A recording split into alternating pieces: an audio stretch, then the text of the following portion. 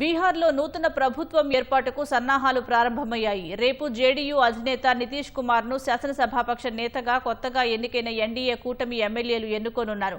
CM Nitish Kumar మరోసారి గవర్నర్ను కలిసి తన రాజీనామాతో పాటు కూటమి నేతల మద్దతు లేఖలను సమర్పించనున్నారు. బీహార్లో ఎల్లుండి నూతన ప్రభుత్వం కొలువుదీరనుంది.